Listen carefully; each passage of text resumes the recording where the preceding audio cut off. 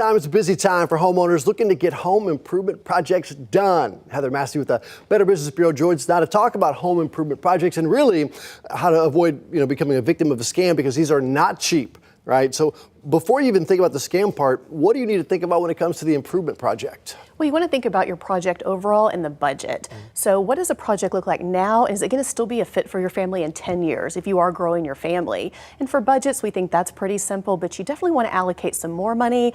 Problems might come up, or maybe you want to make some of those upgrades. So those are a few important tips as you're starting out that project. Also consider what permits you have to file with the city and your HOA. A lot of HOA have restrictions and even paint colors that you definitely want to make sure you get those approvals prior. Well, you got so many different restrictions and things like that, but as far as the permits go, how do you know what you're allowed to do? Is that my responsibility as a homeowner, or when I bring someone out to say build an addition to the deck, is it their responsibility to do that? So if you do hire a contractor, the contractor will go out and do that for you, but it's really good for you to know as a homeowner yourself what those requirements are. You can find that out through the city to make sure that you and the contractor are on the same page. Also with the HOA, if you do find out what those requirements are, you definitely want to communicate those with the homeowner to make sure you're not in violation and you have to start that project all over. No, the HOAs never have issues, do they, with people? Obviously, we've seen some hail damage here recently. We've seen some storm damage, and there are people coming knocking on our door saying, hey, we want to help you get a new roof. We want to help you get, may as well do your project while you're here. What would you say to the people who are getting those doors knocked? Stop.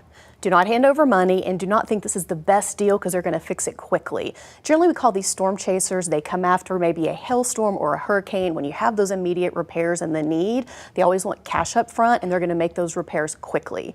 75% of people who have fallen victim to a home improvement scam have lost around $2,000 before they realized what was happening. So take a pause. If they are legitimate, get their contact information, and always do your research first. So at what point do you say, okay, I understand you need the supplies, right? So I will give you this amount of money. Do you hand over any money initially, or how does that work? So when you do decide that you are going to hire a contractor, generally it is 10 to 30% of the total project cost. You want to make sure you're not paying cash up front, you have a contract signed with any verbal agreements in them, and you are paying by a credit card or check, something that you have proof of that payment should you incur any problems. Good advice right there. If people want more information on what to look out for, where can they go? They can always visit bbb.org to get more information and find a trustworthy contractor. Thank you very much for your time. Appreciate it.